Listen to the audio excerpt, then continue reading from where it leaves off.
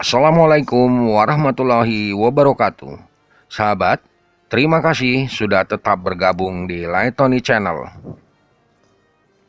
Kaum Tsamud adalah salah satu kelompok bangsa Arab yang terkenal akan kecerdasan dan kekayaannya. Mereka bermukim di wilayah Al-Hijz yang lokasinya di antara kota Hijaz dan Syam. Kaum Tsamud terkenal akan kekafirannya. Cara hidup mereka sangat jauh dari petunjuk Allah. Kekayaan dan kecerdasan yang dimilikinya membuat mereka enggan menyembah Allah Subhanahu wa Ta'ala. Kaum Tsamud enggan beriman kepada Allah, dan Allah pun menimpa azab yang amat pedih kepada mereka. Bagaimana kisah azab kaum Tsamud? Pemirsa, jangan kemana-mana, Laetoni akan kembali sesaat lagi. Nabi Soleh ditugaskan oleh Allah Subhanahu wa Ta'ala untuk menyampaikan dakwah kepada kaum Tsamud. Mereka dikenal sebagai ahli bangunan yang tekun dan terampil dalam membuat rumah dan istana megah.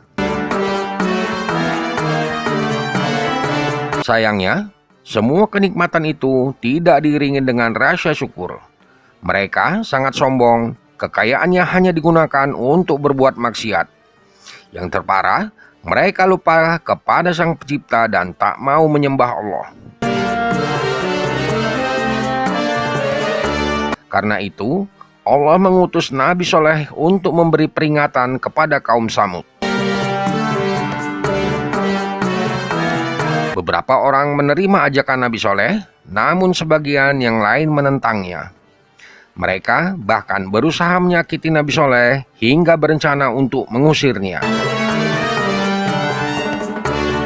Suatu ketika, kaum Tsamud tengah berkumpul bersama di sebuah tempat. Kemudian, Nabi Soleh datang menyerukan ajaran Allah. Nabi Soleh mengajak mereka untuk kembali menyembahnya dengan menjauhi larangannya, serta menjalankan perintahnya.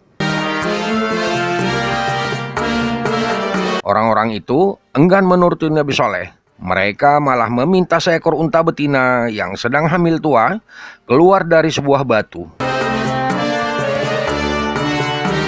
Tak hanya itu, mereka menyebutkan unta dengan ciri-ciri yang aneh untuk mempersulit Nabi Soleh. Nabi Soleh memastikan kaum Tsamud, maukah mereka beriman kepada Allah jika ia mengabulkan permintaannya? Mereka setuju dan Nabi Soleh pun segera masuk ke tempat ibadahnya. Nabi Soleh beribadah sebanyak-banyaknya dan berdoa dengan khusyuk agar Allah memberinya unta betina seperti yang diinginkan kaum Tsamud. Mukjizat pun datang, batu besar tiba-tiba terbelah dan dari dalamnya muncul seekor unta betina besar yang sedang hamil. Dengan ciri-ciri unik yang disebutkan kaum Tsamud sebelumnya. Nabi Soleh berkata, "Ini unta betina dari Allah sebagai tanda untukmu. Dan wahai kaumku, inilah unta betina dari Allah sebagai mukjizat untukmu. Sebab itu, biarkanlah dia makan di bumi Allah, dan janganlah kamu mengganggunya dengan gangguan apapun yang akan menyebabkan kamu segera ditimpa azab." Quran Surat Hud ayat 64. Melihat mukjizat itu, semua orang terpana. Ini benar-benar tanda kekuasaan Allah. Sejumlah orang akhirnya menyatakan keimanannya. Namun, sebagian besar lainnya ingkar janji dan tetap pada kekafirannya. Bahkan mereka yang kafir tidak mau tinggal diam. Mereka selalu mencari cara untuk bisa menyingkirkan Nabi Soleh dari pemukiman itu secepatnya. Mereka akhirnya berniat mencelakai unta yang dihadirkan Nabi Soleh tadi. Kidar bin Salif bin Junda dan Masyara bin Mahraj bin Mahya diperintahkan oleh sejumlah kaum kafir Tsamud untuk membunuh induk unta tersebut. Induk unta terbunuh dan anak-anaknya pun berlarian ke sana kemari. Mendengar kabar ini, Nabi Soleh sangat marah.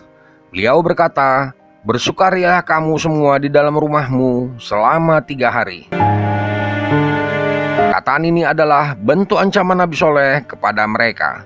Namun, orang kafir itu tak mempercayainya. Malah lanjut merencanakan perbuatan keji lainnya. "Wahai Soleh, sungguh engkau sebelum ini berada di tengah-tengah kami merupakan orang yang diharapkan.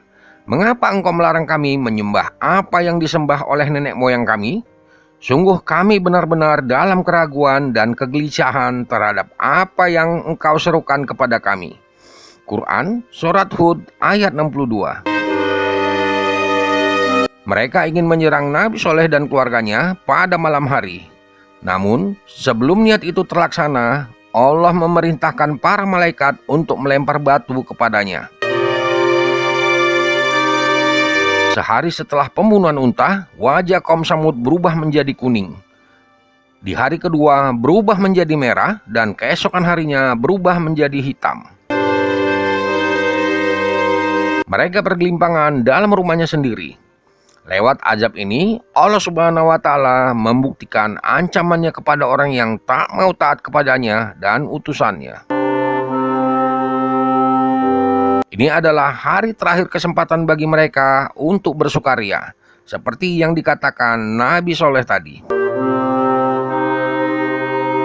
Hari Ahad, sebelum matahari terbit, terdengar pekikan dari langit, sedangkan dari bawah bumi berguncang dengan dahsyat. Dalam sekejap, semua orang meninggal tak tersisa. Kini, peninggalan kaum Samud masih bisa kita saksikan. Hijz, tempat tinggal kaum Samud yang kini disebut Hegra. Dari kisah tersebut, ada beberapa pelajaran yang dapat diambil hikmahnya. Antara lain, 1. Allah memberikan peringatan terhadap orang-orang yang berdusta. Orang-orang terdahulu telah memohon kepada Rasul, akan tetapi setelah permohonan tersebut dikabulkan, mereka mendustakan. 2. Allah memerintahkan agar tidak mendustakan Rasul-Rasulnya dan kitab-kitabnya. Karena barang siapa yang bermurka, Allah akan memberikan azab dan siksa. 3. Allah memberikan unta betina kepada Nabi Soleh sebagai mukjizat yang besar. 4. Allah menganjurkan untuk berhenti sesaat di tempat-tempat bersejarah agar dapat mengambil pelajaran dan nasihat sebagaimana Rasul berhenti di sebuah sumur di perkampungan Samud. Dan merenungkan akhir perjalanan orang-orang terdahulu dengan mengambil pelajaran berharga. 5. Allah memberikan detailnya ilmu kepada Nabi. Beliau sudah diberitahu oleh Allah Subhanahu wa Ta'ala bahwa akan adanya sesuatu yang mendatangkan azab, yakni kepada kaum Samud yang menyembelih unta, menyembah berhala dan tidak mau menyembah Allah Subhanahu wa Ta'ala. 6.